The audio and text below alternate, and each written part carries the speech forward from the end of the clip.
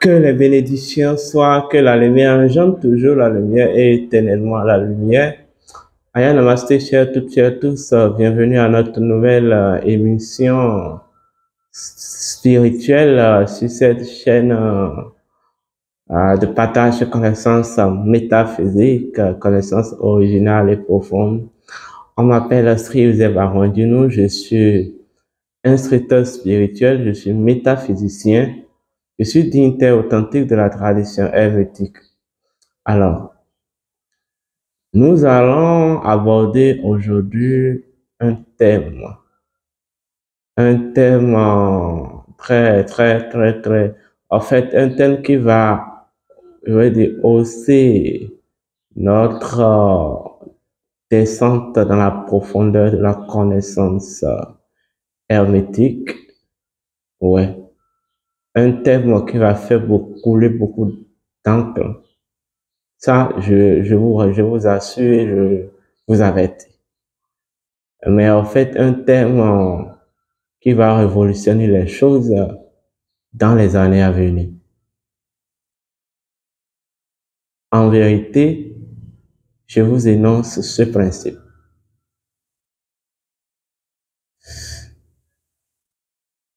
Tout est dans le déroulement.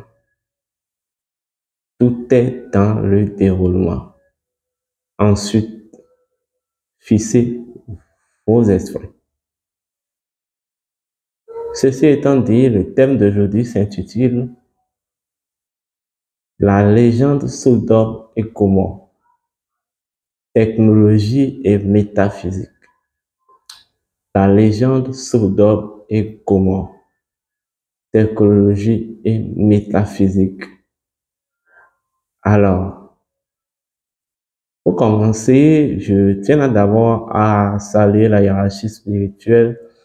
Je salue tous les confréries, les maîtres ascensionnés, sans oublier l'étrange confrérie des voyageurs spirituels. Et je me mets en harmonie avec votre conscience, ici et maintenant, pour enlever un coup de voile sur la connaissance. Voilà. Dans les temps immémoriaux, les anciens, dans le but de sécuriser la connaissance afin qu'elle transcende, perdue dans le temps et des générations ont découvert dans la mémoire naturelle une technologie. Une technologie qui les permettait de codifier de façon historique par, en fait, des montages d'histoire, les principes de connaissance afin de les immortaliser. De la sorte que seul celui qui dispose de l'esprit symbolique peut parvenir à décoder et en absorber la quintessence. Cette technologie s'appelait des légendes. Des légendes initiatiques sont des scènes d'histoire inventées pour caricaturer, veut dire, des interactions et des conversations antérieures entre les principes de connaissance spirituelle. En effet, ces légendes n'ont jamais été vraies dans la réalité physique ou dans aucune réalité. Mais, je vous répète, ce n'est que des films montés de toutes pièces. Alors, pour faire exercer l'esprit symbolique qui se trouve en chaque aspirant, à toute personne qui aspire à la véritable connaissance. C'est le cas de la légende de Sodome et de Gomorrhe, qui était une légende antérieure volée de l'Égypte antique, dont les mots utilisés à l'origine ont été décomposés, voilà, pour donner naissance à Sodome, Gomorrhe, Lot et la femme de Lot.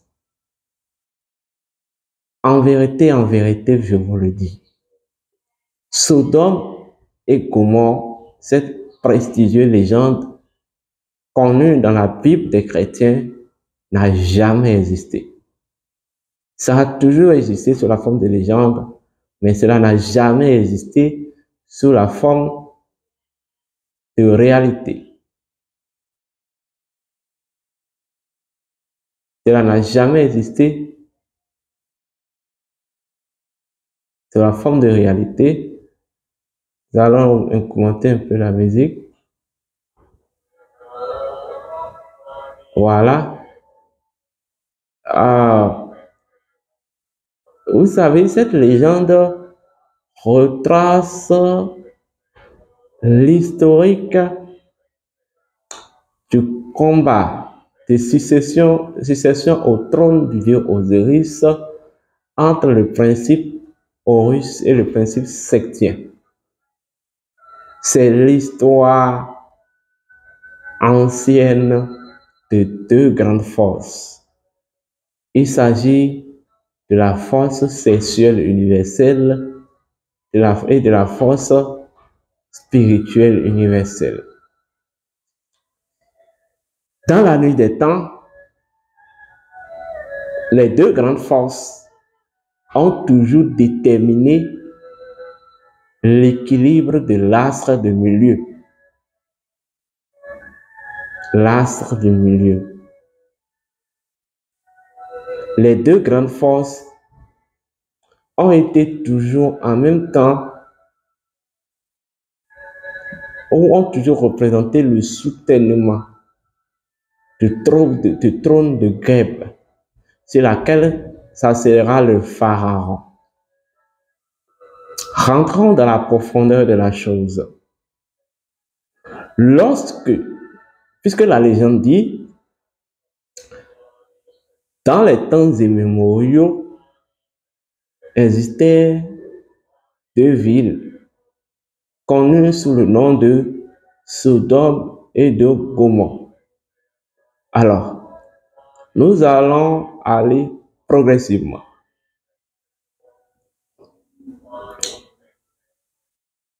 En fait, d'abord, qu'est-ce qu'on appelle une ville spirituelle ou une ville en métaphysique? Une ville est un courant d'énergie. Premier niveau de conscience. Une ville est un courant d'énergie. Sodome et Gomorrhe sont considérés comme des villes.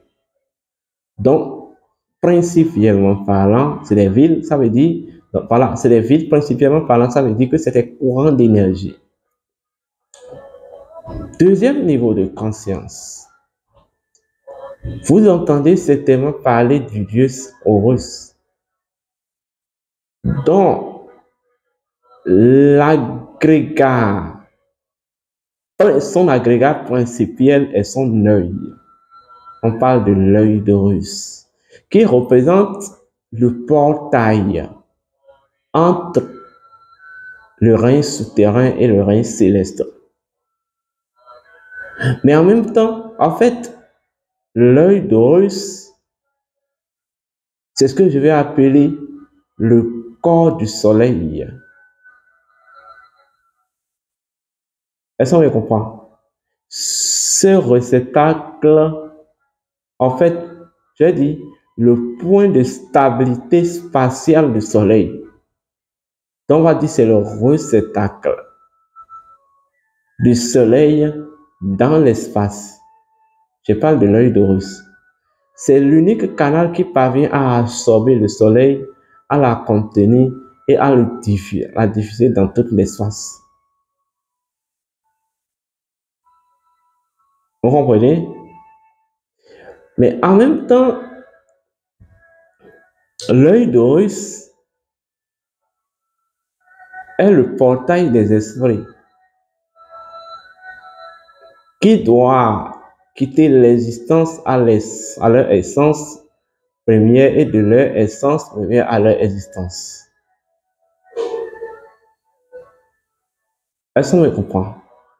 Mais au fond, selon les principes hermétiques, l'œil est intimement lié à un autre organe. En métaphysique, cet organe, l'appelons la ligne ou l'organe perpendiculaire qui symbolise le principe de la virilité permanente. Vous voyez, c'est-à-dire le pénis. Le pénis, et en fait, le pénis n'est que le prolongement de la colonne vertébrale, c'est-à-dire, étant donné que chaque créature dans sa forme première est un serpent, la forme queue de ce serpent, c'est ce que vous appelez, le pénis. Ou d'autres, chez la femme, on va parler du clitoris. Cela symbolise le principe du perpétuelle virilité universelle. Mais en fait, le pénis, je veux dire, le principe de la perpétuelle virilité universelle, intimement lié à l'œil d'Horus, ou à l'œil, au troisième œil, en fait, est soutenu ou est tenu en équilibre, ancestralement parlant, par ce que je vais appeler les deux canaux ou les deux courants d'énergie de base. Il s'agit de Ida et de Pingala, c'est-à-dire des deux serpents ancestrales. En fait, on appelle les deux testicules ou les deux ovaires. Je vais dire les deux ovaires, je vais dire les deux gonades ne sont que des agrégats principiels de l'énergie sectienne. Puisque l'énergie aurien est une configuration de l'énergie lunaire et de l'énergie solaire, et que ce qui est en haut est semblable à ce qui est en haut, en bas, et que ce qui est en bas est semblable à ce qui est en haut, l'énergie septième, en fait, est essentiellement une configuration de l'énergie solaire et de l'énergie lunaire. Et en fait, le courant, je vais dire, énergétique solaire dans la force septième, c'est ça le Pingala, c'est-à-dire la gonade, le premier gonade, et le courant énergétique lunaire dans la configuration de la force septième, c'est ça le Ida. Vous comprenez? Pour en fait répondre à la loi de la correspondance universelle. Voilà même le pourquoi on dit la force sexuelle universelle et la force spirituelle universelle se complémentarisent de façon équilibrée. Voilà. Donc, vous comprenez, cette légende de Sodome et Gomorrhe, d'abord symbolise les deux courants d'énergie de la force septième, mais à l'état brut, c'est-à-dire à l'état non maîtrisable, à l'état non maîtrisé. Je répète, Sodome et Gomorrhe symbolisent les deux courants d'énergie de la force septième à l'état brut, à l'état non maîtrisé, à l'état non polarisé. Est-ce qu'on me comprend? Donc, en fait, c'est des courants d'énergie dont l'identité, voyez, partage où l'identité est convertie, leur identité fait l'expérience à ce niveau de la vibration septième.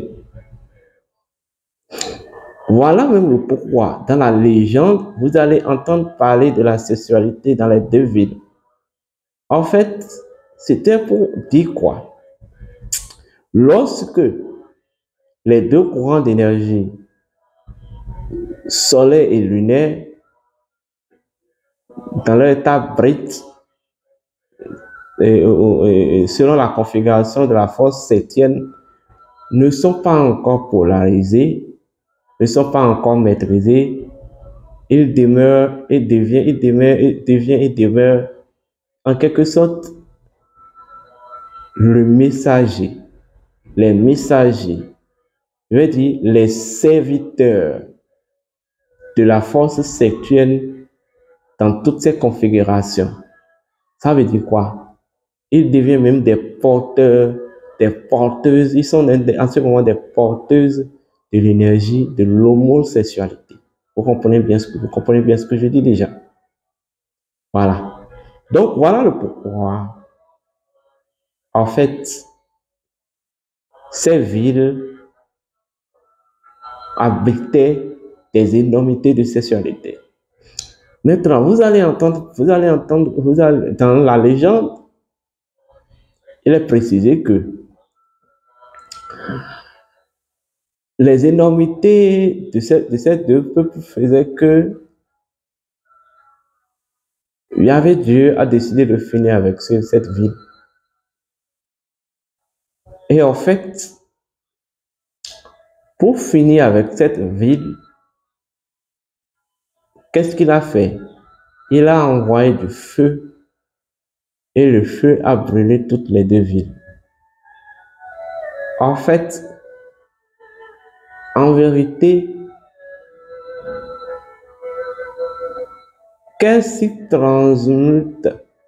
Seule, en fait, la lumière, je veux dire même seule la lumière flamboyante, voilà, de la conscience supérieure, arrivée à un certain niveau, parvient à transmuter ces deux courants d'énergie solaire et lunaire de la force septième, de la force sexuelle universelle à l'état brett. En fait, arrivé à un certain niveau, les deux courants d'énergie doivent virer de leur état brett vers leur état, en fait, transmuté, leur état polarisé. Voilà le pourquoi on a parlé de l'incendie, c'est-à-dire les villes qui ont été brûlées. Pour parler, pour dire quoi? Arrivé à un certain niveau, ces deux courants d'énergie forcément perdent leur état brut pour accéder à leur état, pour faire revenir leur état polarisé. Et vraiment, qu'est-ce qui va se passer? Tout cela grâce à ce que je vais appeler l'activité sexuelle magique. Et vous allez constater que dans la légende, il est bien précisé que les deux ont disparu. Après l'incendie, les deux ont disparu. Et c'est à partir de cet instant qu'on a commencé par parler des deux filles de Lot. Les deux filles de Lot. En réalité, les deux filles de Lot symbolisent ou représentent et symbolisent toujours les deux canaux d'énergie de la force, les deux canaux d'énergie brute de la force sexuelle universelle, mais en fait, les deux canaux d'énergie de la force sexuelle universelle, mais à l'état polarisé, à l'état maîtrisé, à l'état raffiné. Ce qui différencie, ce qui fait la différence entre les deux filles de Lot et Sodome et Gomorrhe est que Sodome et Gomorrhe représentent des courants d'énergie brute, comme je vous l'ai dit. Par contre, les deux filles de Lot représentent les mêmes courants d'énergie, mais dans leur version polarisée. Vous comprenez? Dans leur version polarisée. Deuxième niveau de conscience. Vous allez entendre parler de Lot. Bon, d'abord, avant d'en arriver vers là-bas, vous savez, l'homosexualité, ce n'est pas lorsque, suivez-moi bien, et surtout ne faites pas d'amalgame. Voilà. Du moment dont vous n'aviez pas encore polarisé ou transmuté les deux courants d'énergie ancestrales.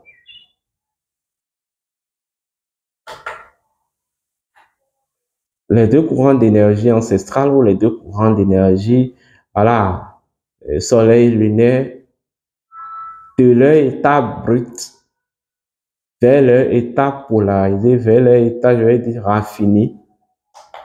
Eh bien oui, vous faites preuve d'homosexualité.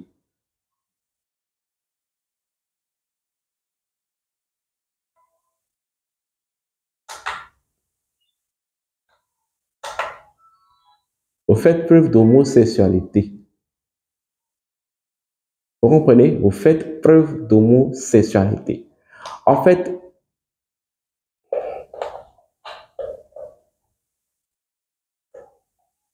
vous faites preuve d'homosexualité.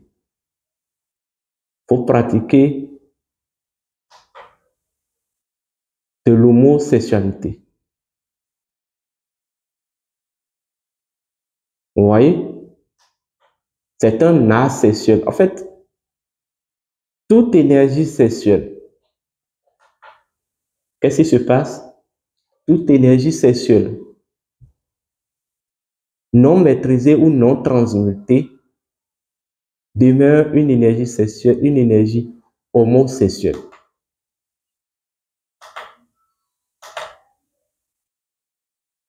Vous comprenez? Demeure une énergie homosexuelle. Vous comprenez?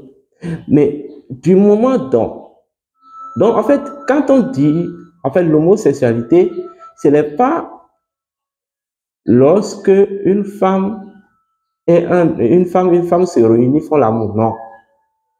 Même lorsque un homme et une femme se réunissent et font preuve de sexualité, mais sans une certaine transmutation, ils sont adeptes et pratiquants de l'homosexualité. Comprenez ça comme ça. Vous comprenez? Seule la magie sexuelle demeure la sexualité innocente et véritable. Seule la magie sexuelle demeure la sexualité innocente et véritable. Je vais amener votre être à s'éveiller à une grande vérité. Les ancêtres ont découvert le secret de l'immortalité par la magie sexuelle. Est-ce qu'on me comprend? Mais en fait, l'homosexualité, c'est tout simplement même l'expérience, je vais même dire, de la mort absolue.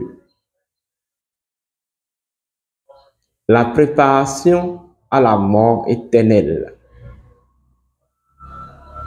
Par contre, la sexualité magique demeure la seule unique voie et exercice qui vous prépare à l'immortalité éternelle. D'ailleurs, regardez correctement. Qu'est-ce qui se passe quand on éjacule? Vous allez constater que l'organe pénien s'éteint. Ou quand la femme finit de jouir lors d'une activité sexuelle, voilà, comme le fait tout le monde, vous allez constater que après la jouissance ou après l'éjaculation, c'est comme si on s'éteint. C'est comme si la jouissance finit. C'est comme si on vient de finir quelque chose. Voilà, c'est ça en fait. Par contre, lorsque c'est dans une activité d'art sacré, magique, sacré, magique sexuelle, vous allez constater que la jouissance devient perpétuelle et permanente. Je tiens juste à attirer votre attention sur ça. Toute sexualité qui ne répond pas à la technologie de la transmutation de l'énergie demeure une homosexualité. Vous comprenez? Lorsque les deux courants de base ancestrales de la force sexuelle universelle ne sont pas polarisés, ils demeurent tout simplement des canaux de l'énergie de l'homosexualité. Et tôt ou tard seront incendiés. Pour donner maintenant place au courant, pour donner place à la forme manifestée de leur dimension raffinée. Il s'agit des filles de l'autre, symboliquement. Donc, les filles de l'autre représentent les courants d'énergie solaire et lunaire polarisé. Vous voyez? Polarisé. Maintenant, troisième niveau de conscience, vous allez entendre parler de l'autre. Mais c'est quoi véritablement l'autre? L'autre représente tout simplement la colonne centrale. L'autre représente la colonne centrale. Je vais dire, voilà, l'autre représente tout simplement la colonne centrale. L'autre représente, en fait, ce qu'on appelle le Sushumna, c'est-à-dire la colonne vertébrale du dieu Osiris qui lie les testicules sectiens à l'œil d'Horus.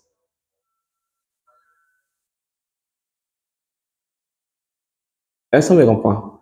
Donc, en fait, quand on parle des deux anges qui doivent apparaître, les deux anges représentent maintenant l'esprit des courants d'énergie transmutés ou polarisés. Est-ce qu'on me comprend? Nous avons le principe premier solaire et le principe premier lunaire. Vous voyez, le principe premier solaire et le principe premier lunaire. Vous voyez? C'est-à-dire le principe du magnétisme universel et le principe de l'électricité universelle. Voilà. Quand on parle de la femme de l'autre qui doit regarder derrière et se transformer en statue du sel, c'est pour symboliser l'état de stabilité et d'équilibre,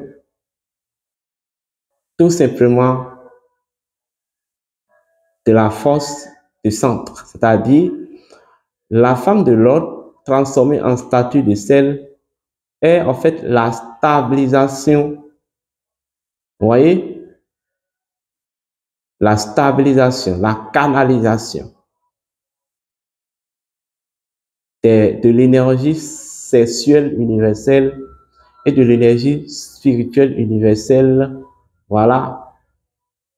Tout simplement dans leur état fusionnel. Vous comprenez? Donc, cela n'a jamais été une histoire vraie. C'est une légende. Et je tiens quand même à vous l'expliquer. Dans les jours à venir, je vais venir aborder ce que c'est que la métaphysique de El Kebi, c'est-à-dire la métaphysique de Tabaski. Et je vais vous expliquer pourquoi et comment la fête de la Tabaski n'a rien à voir avec le massacre des animaux. Ceci étant dit, portez-vous bien, je vous dédie un peu cette musique. Ceux qui veulent bien nous contacter, vous pouvez composer le plus de 129 68 53 96 60 plus de 129 90 00 53 33. Abonnez-vous ceux qui ne se sont pas abonnés. D'ici là, portez-vous bien, à la prochaine.